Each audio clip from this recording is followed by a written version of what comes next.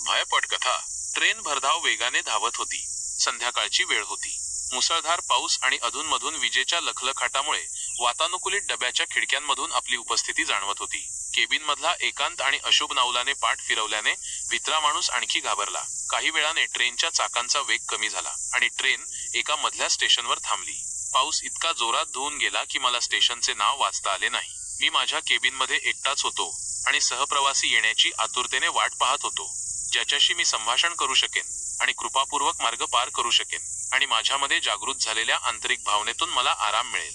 तेवढ्यात कोणीतरी केबिनचा दरवाजा ठोठावला आणि एक शांत दिसणारा माणूस केबिनमध्ये शिरला. आंघोळ वगैरेची व्यवस्था केल्यावर त्याने माझ्याकडे पाहिले आणि हसून माझ्याकडे हात पुढे केला आणि स्वतःची ओळख करून दिली. मी मिस्टर घोष. तो म्हणाला, मी कोलकात्याला जात आहे, पुनर्जन्माशी संबंधित कार्यशाळेत सहभागी होण्यासाठी. मी कानपूरमध्ये व्याख्याता पदावर असून पाटण्याला जात असल्याचे सांगितले. त्याने कुकला रतनचे सामान बाहेर काढले आणि मलाही खाण्याची विनंती केली, पण मी एक अतिशय संशयास्पद व्यक्तिमत्व आहे. ट्रेनमध्ये अनोळखी व्यक्तीने दिलेले अन्न स्वीकारणे अशक्य होते माझ्यासाठी. मी अत्यंत नम्रपणे त्याची विनंती नाकारली. तोही मास्तर कमी नव्हता.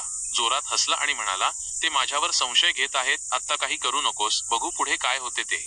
हे शब्द ऐकून मला सापासारखं वाटलं, पण कशी तरी मी माझी अस्वस्थता लपवली.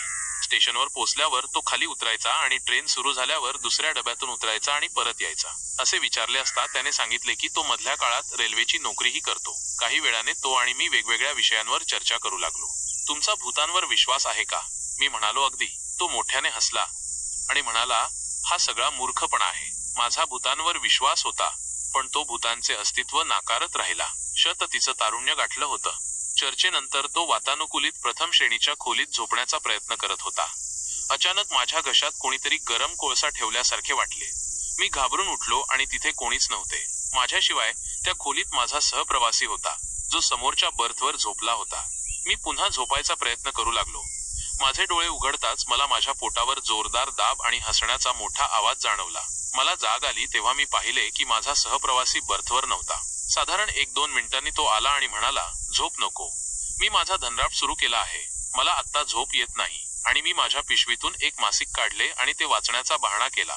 सहप्रवासीही बर्थवर झोपला आणि काही वेळाने केबिनमध्ये त्याचे हॉर्न्स वाजू लागले.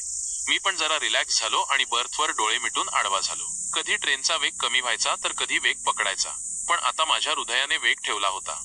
भीती आणि भीतीमुळे लघुशंकाची इच्छा स्वतःच जिवंत झाली आणि मी टॉयलेटकडे वळलो. मी टॉयलेटचा दरवाजा उघडताच मला तो सहप्रवासी आत दिसला आणि मी ओरडत माझ्या सीटकडे पळत सुटलो. मी पाहिले की सहप्रवासी त्याच्या बर्थवर शांतपणे झोपला होता. मी घाबरून त्याला उठवले. तो म्हणाला, अरे काय झाले? तो इतका निरागस दिसत होता, जणू काही त्याला कळतच नाही. मी म्हणालो, तू इकडे तिकडे शौचालयात जा.